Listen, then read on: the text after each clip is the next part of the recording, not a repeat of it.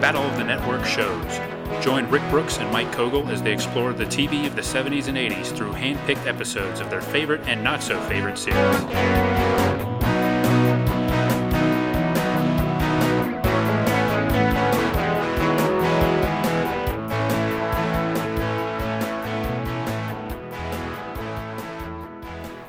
Alright, we're here for another bonus What We Saw episode, in which one or more of us saw a show that we had previously talked about in What We'd Like to See. So we're going to play that segment for you, and then we're going to come back and talk about what we saw. What We'd Like to See.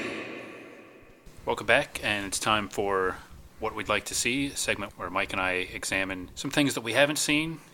We can't talk about with any knowledge yet, but we'll talk about it a little bit because we'd like to see it eventually. And today, Mike, the one thing that I would really like to see, this is something for a long time. It's a sitcom. It aired on CBS in 1976 for only a couple of months, and it's called Ball 4. Yeah, it's there haven't been a lot of successful sports shows and even less sports situation comedies, I believe. But this one was based on one of my favorite books of all time, Ball 4 by Jim Bouton. He was a pitcher, and he wrote basically it was a tell-all book. It was considered groundbreaking for its time. It was about the 1969 Seattle Pilots and their first year of existence. And actually, I think their only year. They eventually moved to Milwaukee. But he wrote a book. He had been a Yankees pitcher before, and then he was kind of trying to reinvent himself. Later in his career, he had arm troubles. He became like a knuckleball pitcher. But Ball 4 was a tell-all book. It delved into things that sports biographies and sports books in general just didn't get into. You know, tales about things in the clubhouse, about players chasing women who weren't their wives on the road, amphetamine use, things like that. Right. Stuff that wouldn't be considered way too controversial now, but at the time, he was ostracized by some people, and a lot of people resented the fact that he wrote this book. Yeah. Now, at the time, he was upfront about what he was doing. I think he tried to hide it at first, but people eventually realized that he was keeping a diary. Uh-huh. They didn't necessarily know what he was going to include in it. But so anyways, 7 years, or I guess 5 or 6 years after the book came out, and there was also a co-writer, I think Leonard Schechter was his name, that helped Bouton write that book and a couple of other ones. But they had this idea, I guess, to do a comedy based on that experience. So the show was set in... It was it wasn't the Seattle Pilots, it was the fictional Washington Americans. And I think in the very first episode, from what I've read, he told his teammates he was going to write a book about the team, and then there's conflicts based on that. I think I've seen like a little bit of footage of the opening, maybe on the internet, but I've never seen an episode of this. I don't know if anybody has this anywhere. I don't know if it's re-aired anywhere. Right. But it sounds fascinating to me, being a big baseball guy and, you know, a lover of old sitcoms. So to me, it's kind of a no-brainer that I'd love to see this at some point. I would think it would be really tame compared to the book, too. Exactly. Yeah, I think definitely so. That's kind of a problem. Like, how do you really get into the nature of the conflict and why the players are so upset about it? Right. I mean, I think it wasn't just kind of what he told, but some people back in those days resented the very idea of writing a book about it at all. It was, you know, the clubhouse. What goes on in the clubhouse stays in the clubhouse. I think there was like a sign that would be in like sports locker rooms: what you say here, what you do here, let it leave here when you stay here, something to that effect. So just the fact that anybody would write anything, even innocuous things, would be, you know, cause for objection. But yeah, I'm not sure how much they could get into, you know, stories about Mickey Mantle and Willie Mays, you know, and Greenies, as they were called. You know, I don't think they would be getting into that on CBS. Or womanizing, or right. Yeah. I mean, there are all sorts of like you know, hijinks and things, and I recommend. I mean, it's a classic baseball book, and it's very entertaining, not just because of salacious details, but it's very well written, and you know, there's a lot of good insight into sports, being an athlete at the, you know, kind of in the twilight of your career, the atmosphere of being on like this kind of incompetent or this baseball team full of like people that were rejected by other teams and things like that. So it seems like there might be potential for a good underdog sports comedy there, but clearly it didn't last. Yeah. And it's definitely a rarity to this day. I don't recognize too many other people in the cast except Ben Davidson, who I assume is the former Oakland Raiders football player with the the colorful mustache, plays a character named Rhino Rhinelander. Ooh. So you know that guy's a character, right? Yeah. He probably breaks stuff. Yeah. And chugs beers. Yeah. One of the cruder people. It's like the more I'm thinking about this, the more I'm thinking of like an R-rated 1970s movie, something like North Dallas 40. Yeah. You know, or sort of that kind of sports movie, not something that would be necessarily an effective weekly sitcom, but Right. So that guy would be like Belushi in Animal House. yeah, that's what I Yeah. kind of think. That Yeah. guy, yeah. Like, do you think the set, like the main set, would be the clubhouse? Yeah, from Or what would I it be understand, Cheers? a lot of it takes place in it's like a workplace comedy Yeah. in a sense with the clubhouse, and I'm sure that they wouldn't be spending a lot of money on actual game footage. Right. And I guess maybe you could have like a set with like a manager's office because the manager's got to talk to him and stuff like that. And Yeah. there's got to be at least one or two civilian characters, like maybe like a sympathetic reporter or something like that. They somehow got to have at least one female character. Yeah, I'm thinking like a female. You could even really get into some new ground, like having like a female reporter, and she's got her own issues, and they worry about that kind of thing. But people don't really seem to take to sports comedies. It's not like a common thing, and even baseball shows in general. Yeah. There was like that Dean Cain one a couple of years ago, like Clubhouse. I think it was based on like some bat boy or something like that. But you don't see too many of them. I think we've mentioned the Bad News Bears one before. Yeah, which didn't last. No, that didn't last. And I can't think of baseball shows. Yeah, Certainly. yet it's funny because like some like the Major League franchise, some of them more than others are fondly remembered. I think even like disproportionately, and our culture is so obsessed with sports and everything that I'm surprised people don't try this more often. But I mean, in a way, it seems like it has a built-in structure of just games. Like, definitely for a drama, would just have like, and I'm sure Friday Night Lights use that a lot. Just build up to Friday. Right. So you always have a thing on the schedule. Yeah. There was like that Bay City Blues show, I think, with Stephen Bochco, about like a softball team that I think had a young Sharon Stone and Dennis France maybe in it. And some of those have showed up on ESPN Classic. So there's definitely some rarities out there. But like this is something that, like when ESPN Classic was still kind of being pushed by ESPN, I really wish they would have put something like this on there. If they did, I'm not aware of it. Yeah. And this seems like something that like HBO or someone could do now. Yeah. Effectively.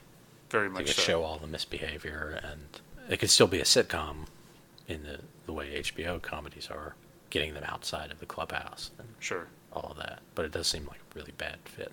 Yeah, I can think of a lot of ways this wouldn't work, but I'd like to see for myself. But at the same time, I wouldn't mind seeing like if I didn't know that it's based on that book, like if it were just like a workplace sitcom about a baseball team, that might work.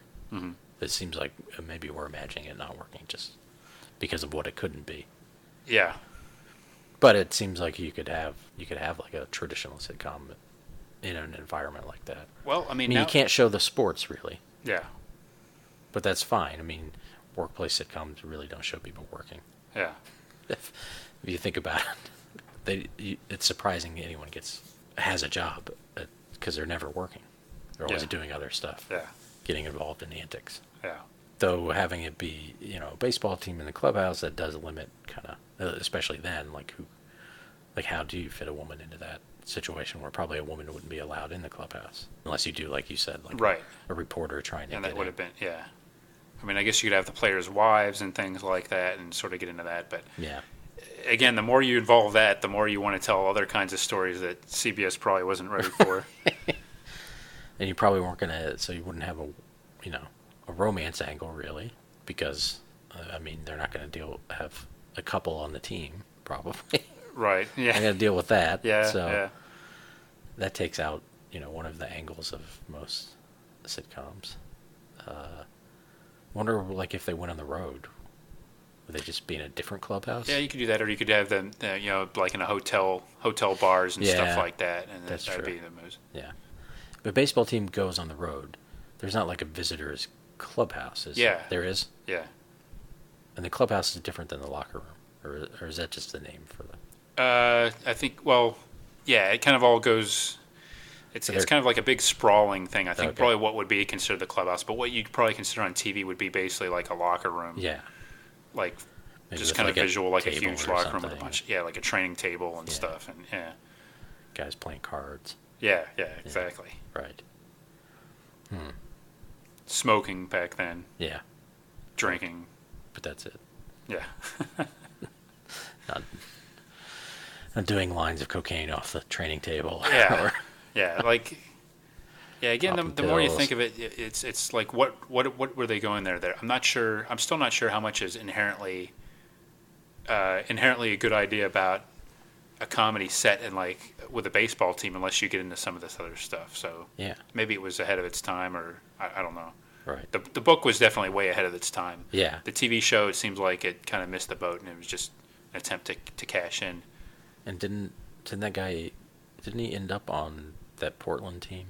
Oh, the independent. Yeah, Yeah. he bounced around with like some independent teams and he wrote a couple other books, and apparently he was like an executive producer and helped write for this show too. So he Okay. was involved in it, and he wrote another lesser known follow up books, but he actually got into sportscasting Uh-huh. and wrote a pretty good book about that after he retired from baseball. So he's definitely been around. His big legacy continues to be probably writing that book, even though he played for the Yankees like in the 1960s when.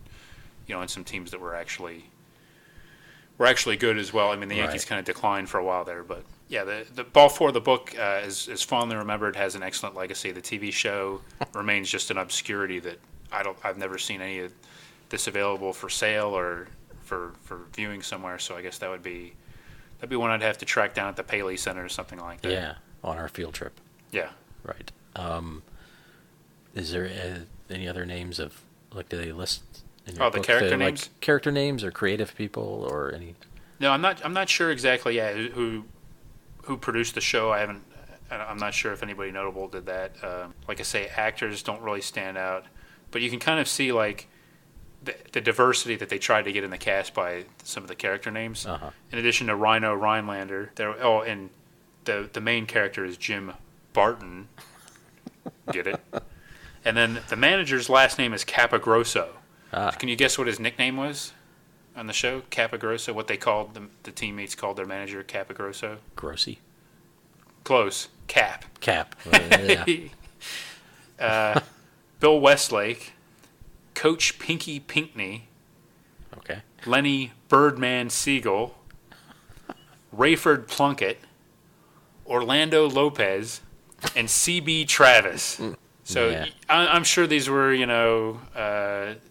a range of broad stereotypes in this clubhouse, probably. And Raymond Plunkett. Rayford Plunkett. That's a cool one. Played by, am I reading this right? Marco St. John. Yes. That's a cool name too. Yeah. They probably wish they could have used that in the show. Yeah. Bill McCutcheon sounds like a real baseball player name. Yeah. Yeah, I don't recognize any of those. I'm sure there were all kinds of humorous misunderstandings and conversations between CB Travis and Rayford Plunkett. Yeah. I'm sure there were a lot of culture clashes in that. Do you think that CB clubhouse. Travis was obsessed with CB radio? Maybe. Had like one in the I hadn't thought of that. clubhouse? Yeah, I was just thinking he was like going to be a stereotypical Southern guy with talk about hunting and fishing and right. stuff like that. That could be. Yeah. Everybody else would just And look at him. Rayford Plunkett maybe was the intellectual of. That's not where I would have That's not gone. I'm kind of curious what Lenny Birdman Siegel was. Why they called him Birdman. Right. I'm I feel thinking, like he's a pitcher. okay, could be. I'm thinking of him as like a hustler type. Yeah. Okay. Like he'd always be up to something, have some scheme going on. Right. Maybe he'd be running gambling rings in the clubhouse. See now the show's coming. It's just Bilko Yeah. in a baseball setting. Yeah. I mean, gambling, of course, for a professional baseball team is unseemly, but Yeah. I mean, he might, maybe he as has, long as he's not gambling on baseball. yeah, maybe he's got like, he's always like on the track or something like that. He's always got something involved, something going on, a little action going on. Yeah. I assume the manager was like old Yeah. and craggy. Grizzled. Yeah. Yeah. But he has the additional Italian thing going on. Yeah. What was his last name? Capagrosso. Capagrosso, yeah. Capagrosso. Right. Who played him? Jack Somack. Oh, of course. And you've got Coach Pinky Pinkney. Yeah. He's probably even older than the manager. He's like a guy that's been around in baseball forever, you know. Right. Nobody really knows how old he is, but he's always dispensing, walking into a scene and giving some, like, you know, wise one-liner, you know. Right. Just before he injects him with speed. Right. All that happened off camera. It'd be implied. Yeah, exactly. It's like, hey, I got something to show you in the other room. Yeah. Okay. I think I'm right. Come back and... Yeah. And then everybody else is just talking about, hey, we're out of Cracker Jacks. Oh, come on. Hey, Pinky, can't you do anything to get us more Cracker Jacks in here after the game? See what I can do. Rhino keeps taking the prize. Yeah. Yeah, and then Rhino would do like a really loud belch. Yeah. You know, and like the prize would fall out of his mouth. Well, that might be entertaining for a while, but more than one episode of that, I don't know. I don't know if it would work. Well, if anybody out there has an archival tape of please this, let us know, and we'd be glad to watch it, screen it, and compare it to what our expectations were to what actually was produced. Yeah, I'd love to see it. Right. How long did it air? A couple months? It was on 2 months. I think I read like a dozen episodes, maybe 12 or 13 episodes, but it was on September 1976, and it was off the air by November 1976. Wow. So not a big run. Do you think it made... Well, I don't, did they have sweeps back then? Yes, I did. I guess this would have been pulled just before sweeps. So really, September and October. In October, it was probably up against real baseball. Yeah, it could have been. Or pulled from the air. Yeah. Really, only one episode aired. Yeah, I'm not sure. I don't know if I'll... I'm not sure how many episodes. I'd be happy with just one, but right. Yeah, there definitely aren't a whole lot of them out there. Yeah. But maybe we'll see a DVD box set someday. Just the thing for the baseball fan, your list for Father's Day or Christmas or whatever occasion may be. Well, when we start our offshoot DVD distribution company. Yes, this will be one of our first releases. Yeah. Our rare gems that we discover from the archives. Right. The what we'd like to see. Yeah. Now you DVD can see series. It. Yeah. There you go. That's a great idea. We got a hook. Right. Somebody wants to put this together, you can feel free to use the what we'd like to see Battle of the Network shows branding with appropriate compensation for us, of course. Of course. But either way, let's just get it out there. And by appropriate compensation, we mean more than just free DVDs. Yes, exactly. Yeah. And more than just free Cracker Jacks. Right. And don't take the prize out before you give us free Cracker Jacks. Exactly. What we'd like to see. Okay, so obviously you heard that. We were talking about Ball 4, the show based on the book, the Jim Bouton baseball book. And again, in my visit to the Paley Center, I saw an episode of that. Now, I'll say in their database, they had more than one episode listed. They might have had all 5. Ooh. But some of them were only on tape. Oh, okay. Which you can request, but I watched the one that was easiest to watch. Makes sense. Which I think was A Quiet Day at the Iroquois Hotel.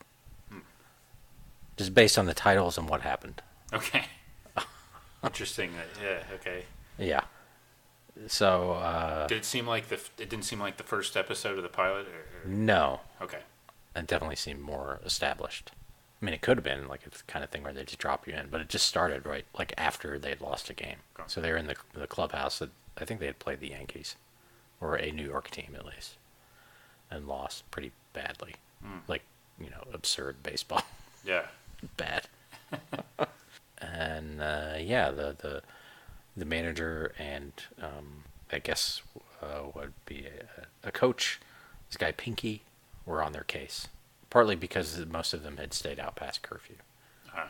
So this Pinky guy, although he still came across as sort of like,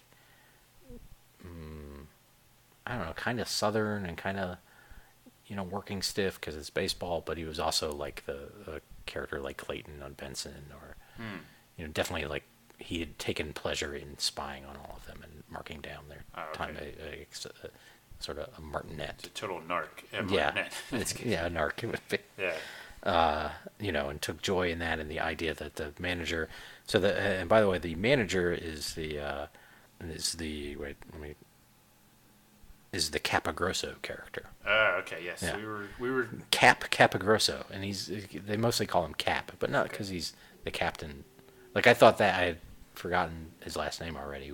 I knew it was the Grosso part, but and he's cool because he's like a big kind of fat guy, nice. blustery, and maybe had a cigar at some point. Mm-hmm.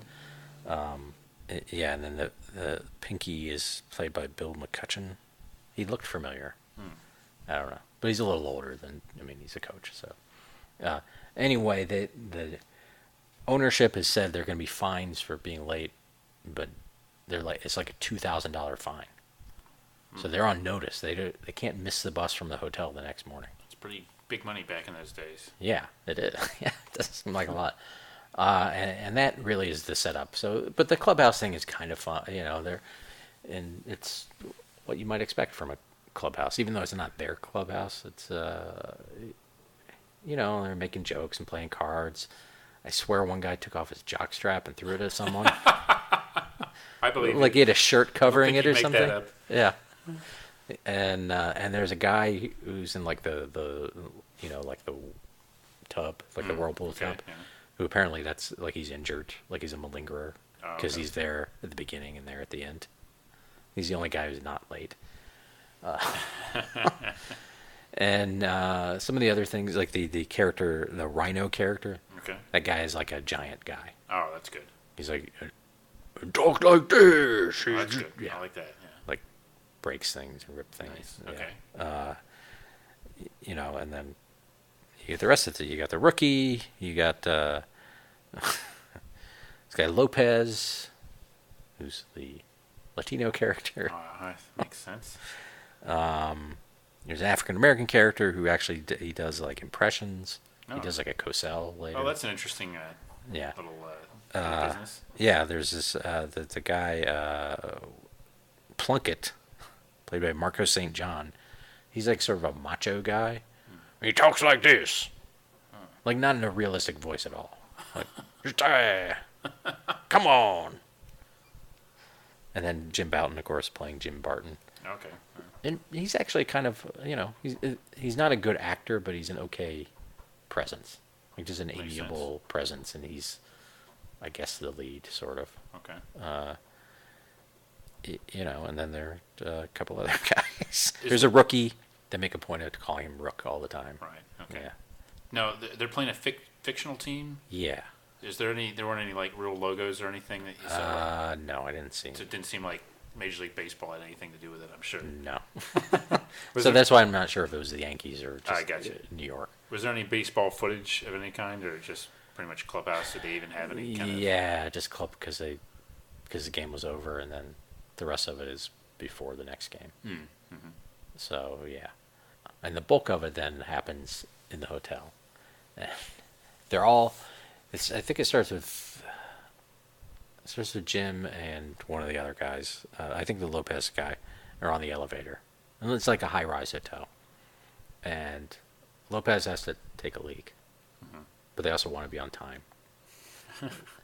And then a beautiful woman gets on, and they're hitting on her. And they keep stopping at floors, and the other players get on. Every time another player gets on, they hit on the woman. Mm-hmm. Eventually, she's like, "Well, I'm gonna, I've got a friend, like she's a stewardess or something. I'm gonna go down the lobby and meet her, and I'll meet you guys down there." And they're all like, "Oh, do you want to see, come see the game? Do you want to see the same move on all every time?" And she has fun playing off them, and then after she leaves, like an old lady with a dog gets on, and then the elevator gets stalled. Oh. So there's like the majority of the team. Not quite 9 players, but like 6 or 7 players, plus this lady with a dog. Oh, and a guy who's there for a hardware convention, who's a big baseball fan. Uh-huh. And they just refer to him as hardware. Okay. So they get stuck, and, they ring the bell, and they cut to the hotel lobby, and like the guys, oh, it's those baseball players just pulling another prank, and they don't do anything about it. Yeah. Rhino has claustrophobia. which of course he calls something else. Had in my notes, but closet phobia. Closet phobia. Yeah, and Jim keeps coming up with different ways to kind of calm him down, but it's always a risk because when he freaks out, it shakes the elevator and stuff too. And Plunkett's all mad about it.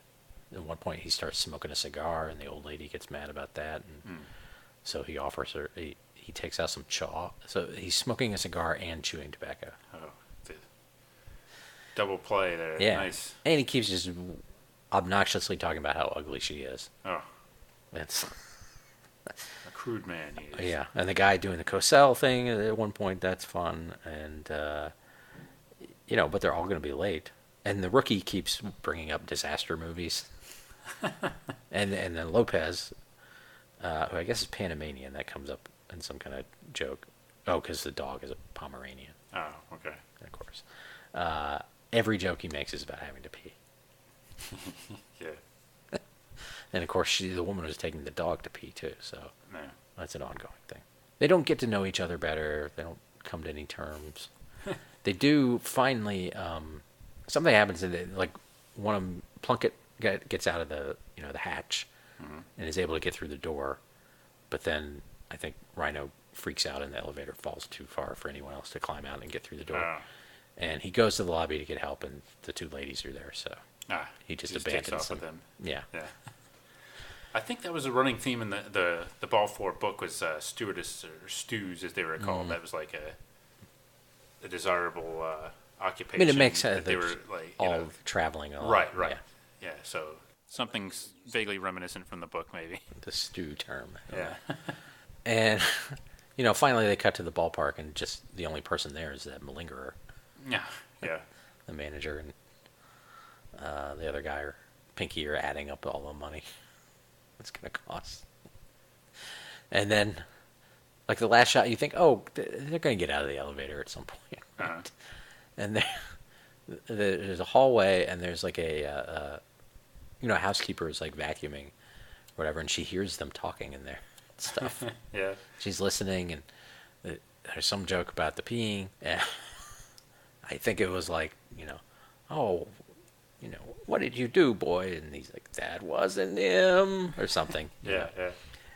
And then she goes to that, like the house phone, and picks it up and just calls one of the other housekeepers to see if she wants to have lunch. Oh. So you never find out. They're just left hanging there. Yeah. So I would say, in a way, it's kind of like what we imagined. Yeah. A little bit. Sounds like the clubhouse scenes, yeah. And then they had to find something else for them to do. And, yeah, I mean, it seems like there's a little bit of baseball-ish, like it's not a totally generic thing, that they're finding baseball-specific situations, at least, and like being in the hotel. I mean, that's kind of right, like a watered-down version of some of the stories that were in the... Yeah. Like life on the road is like a big part of Ball 4. And, Right, but here's that they, I guess, didn't shy away from is the not just hitting on the flight attendant, but like Plunkett is very aggressive about doing that, and he also talks about being married. So interesting. There's at least that, and them being kind of uncouth and all of that. I would say Jim Bouton's sort of reaction to everything is just sort of bemused by it. Yeah. Which I don't know. I mean, the book is he's not really judgmental or anything. Okay, he's just presenting it. Yeah. I think that's kind of what he's. Yeah. He does. They do show him writing like in a diary and stuff, and even someone says, "Oh, there's something for your diary" or whatever. Let me ask you this: what was what was like the quality of like this thing when you're watching it? I mean, did it look like an old like an old VHS copy or something, or how did it physically look? Or did it? It looked like if they were like credits and stuff. Were they easy to read? Or yeah. It didn't. I mean, I would say it looked like it was digitized at a pretty decent quality, and from a master. Huh.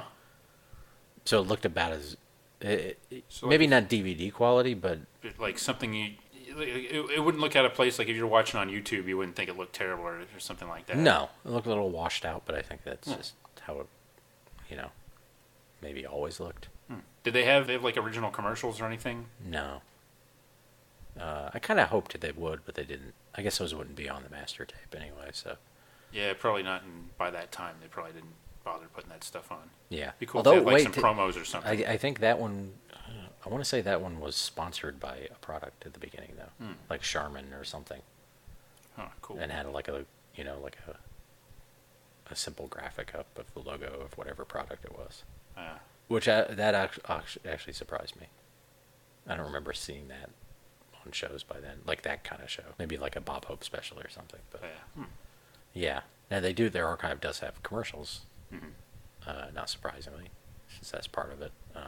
I did a search for Lowenbrow commercials. Oh, they had some on tape, beautiful. Including definitely the ski one. I know. I saw a description of it. Like I know that one. Yeah. It seemed like also one was like included. They had like a Ridley Scott collection, because that's the thing they have too. Like they have the library, but then they have certain collections set up that you can look at. Oh, okay. You know, they had some Tonight Show stuff, and when I tried to load the Ridley Scott one, it wasn't loading. So I moved on and ended up watching part of like the Beatles on Ed Sullivan. Okay. I mean, I know that's available. Were you about? I had like 5 minutes left. Like it was a timer at some point. Yeah. I was just trying to fill the time. Were you about to say that Ridley Scott directed a Lowenbrow commercial? And it's what it looked like. It came up in the search. Oh. Well, we've got something else to look for. But I don't know if, it's just like, I don't know why else, because I just typed in Lowenbrow, so I don't know how else it would come up. But So Ball 4 sounds kind of run-of-the-mill, really. A little bit, yeah. I mean, the baseball theme would be interesting to baseball fans, but otherwise, anything else to really elevate it? No, I mean, the fact that, like, some of the characters were clearly one-note characters. I mean, it's kind of funny that the guy has to pee, but then that's all he gets to do the whole episode is make jokes about that. Yeah. And Rhino is just not a realistic character at all. I mean, he's basically like a monster. I think that you could do probably that. We talked about that, I think, when we talked about it. Like, that sports shows don't seem to work, but it seems like you could. Yeah. As long as there was stuff for them to do. Like, you could make, the idea is clearly it's like a workplace sitcom. And like most workplace sitcoms, they never work. Yeah. Or hardly ever work. They're busy. The people on the sitcom don't work, you're saying. Right, yeah. So I'm sure a lot of these must be like after a game or before a game, or that clubhouse kind of thing. So I, not as gung ho about this as You're at the Top, but there are only 5 of them, so it might be worthwhile to see the other 4. Wasted 2 hours. Yeah. If anybody's listening, it would make a nice, convenient 1-disc collection. You'd get my money. Yeah. Even if it does sound run of the mill. Right. Maybe a commentary from Jim Bouton. Yeah, there you go. Pretty good stuff. I salute you for doing the legwork and tracking down the stuff we'd like to see and actually seeing it. Yeah.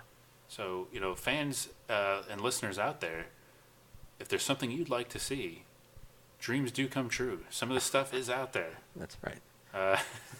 Send in suggestions, and either you will see it or maybe one of us will see it. I'm not sure how that'll work actually, but right. So, do you feel more complete having seen Ball 4? But yeah, it wasn't a dream come true like You're at the Top. Yeah. Well, I was like, as I said in the You're in the Top one, I wasn't 100% sure that it was that show. The Ball 4, they had more descriptions, so I knew it was the right show. So when I pressed You're at the Top and that song started playing, I was a little giddy. Yeah. Well, it seems like Ball 4 is a real rarity because, you rarely hear anybody talk about it, let alone see it. And I think there's only like the one clip that I've seen circulate. Right, like the opening credits, right? We had that in our YouTube playlist. Right. So other than that, I don't know what's out there. So yeah, seems like quite a find. Yeah. So there we go. Something else. Well, I saw. But you could, if you go to New York or LA, visit one of the Paley centers. When I do, I'll let you all know, please. Yeah. Believe you me. What we saw. Join us next time for another exciting episode of Battle of the Network Shows. Learn more, leave feedback, and suggest future episodes at battleofthenetworkshows.com. Follow us on Twitter at BatNetShows and like our Facebook page, facebook.com/Battle of the Network Shows.